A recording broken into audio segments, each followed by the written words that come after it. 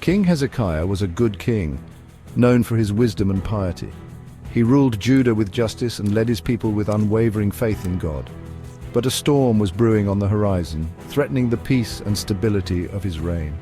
The mighty Assyrian army, led by the ruthless Sennacherib, was advancing towards Jerusalem with relentless force. Their goal, to crush the city, enslave its people, and snuff out the flame of Judah's independence, leaving nothing but ruins.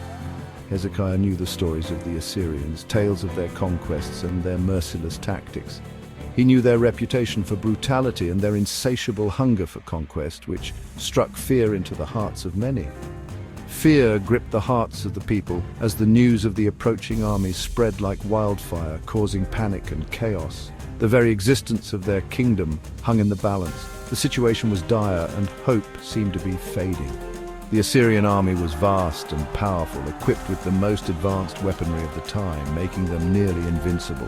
They had conquered nation after nation, leaving a trail of destruction and despair in their wake, a testament to their might.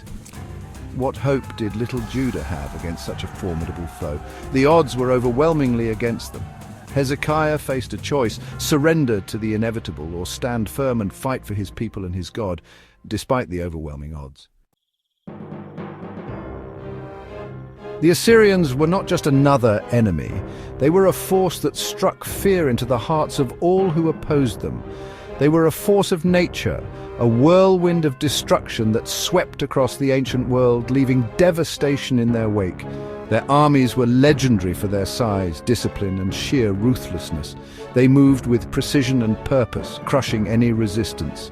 They were masters of psychological warfare, using fear and intimidation to break the will of their enemies before a single arrow was even fired.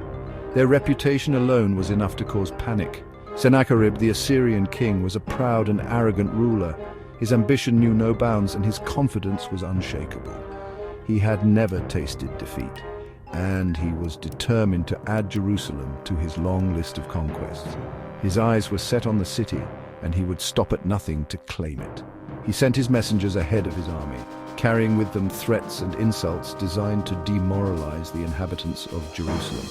These messages were crafted to instill fear and hopelessness. They mocked Hezekiah's faith in God, portraying him as a weak and foolish ruler who had deluded himself into believing in a powerless deity. Their words were filled with scorn and derision. They boasted of their own gods, claiming that they had granted them victory over countless nations. Their confidence in their divine favor was unshakable. Their words were like poison arrows aimed at the heart of Jerusalem's resistance. Each insult and threat was designed to weaken the resolve of the city's defenders. The people of Jerusalem were terrified. The fear of the Assyrians was palpable, and it spread like wildfire through the city. They had heard the stories of Assyrian cruelty. Tales of unimaginable brutality and suffering at the hands of the Assyrians were well known. They knew what awaited them if their city fell: death, slavery, and the utter destruction of everything they held dear. The stakes were unimaginably high. The streets were filled with fear and despair. The once vibrant city was now a place of dread as its inhabitants awaited their fate. Hezekiah, though afraid, refused to give in to despair. He was a king who understood the gravity of his situation, yet he chose to seek a higher power. He knew that his only hope lay in the God of Israel, the God who had delivered his ancestors from countless perils. He gathered the Assyrian messengers' threatening letters and went to the temple.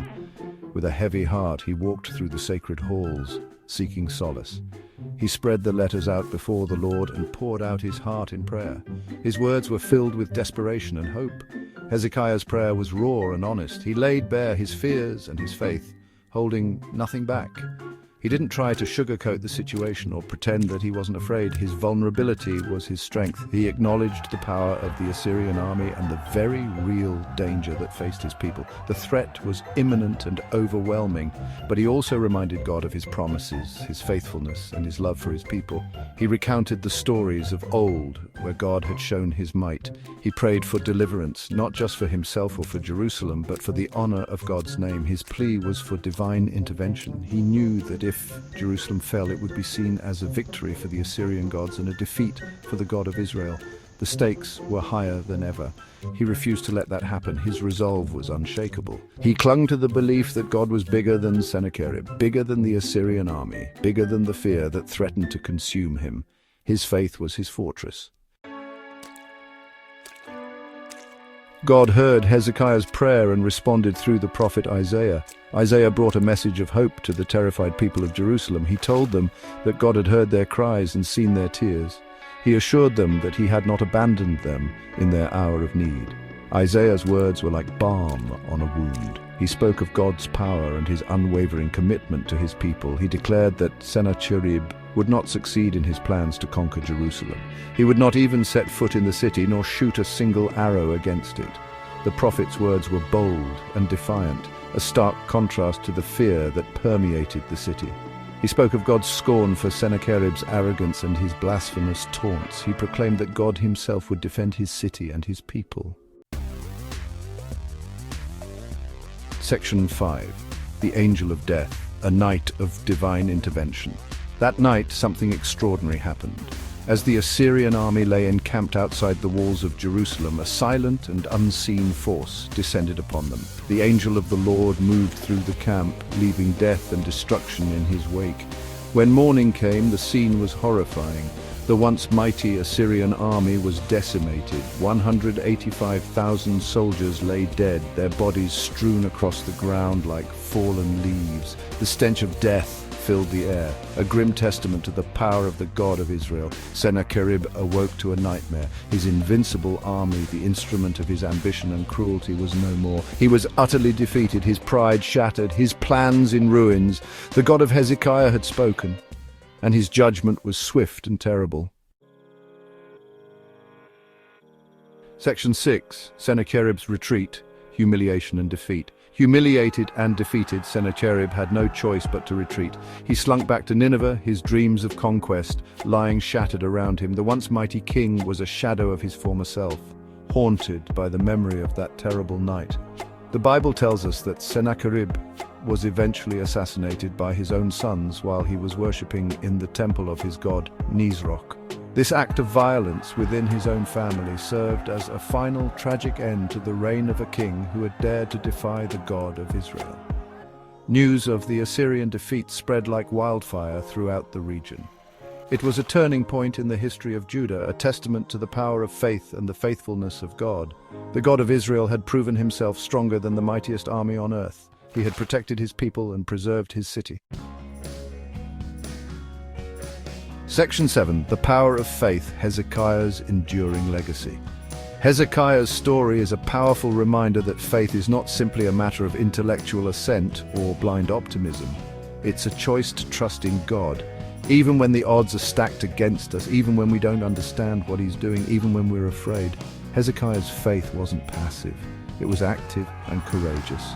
He didn't just sit back and hope for the best. He took action, he prayed, he sought God's guidance, he rallied his people, he refused to give in to despair. Hezekiah's legacy is not just about military victory, it's about the power of faith to overcome seemingly insurmountable obstacles. It's about the courage to stand up for what's right, even when it's unpopular or dangerous. The Section 8, Echoes of Hope, Finding Relevance in Modern Times. The story of Hezekiah is not just an ancient tale, it's a timeless message of hope and encouragement for us today. We may not face Assyrian armies, but we all face battles in our lives. Battles against fear, doubt, insecurity, injustice, and despair. In those moments when we feel overwhelmed by the challenges we face, the story of Hezekiah reminds us that we serve a God who is bigger than our problems. He's the same God who delivered Hezekiah and the people of Judah. And he's still in the business of doing miracles today. Just like Hezekiah, we need to be people of prayer. We need to take our fears, anxieties, and concerns to God. We need to remind ourselves of his promises and his faithfulness. We need to trust that he's working behind the scenes, even when we can't see it. Section 9. Trusting in a Higher Power, Lessons from Ancient Jerusalem. The story of Hezekiah's deliverance is a powerful testament to the power of prayer and the importance of trusting in a higher power, even in the face of overwhelming odds. It reminds us that God is not a distant observer of human affairs, but an active participant in our lives. Just as Hezekiah sought God's guidance and protection, we too can turn to him in times of need. We may not always understand his ways or his timing, but we can trust that he is always working for our good, even when we can't see it. The challenges we face today may be different from those of ancient Jerusalem, but the principles remain the same. When we humble ourselves before God, acknowledge our need for him, and seek his guidance, we open ourselves to his power and provision in our lives.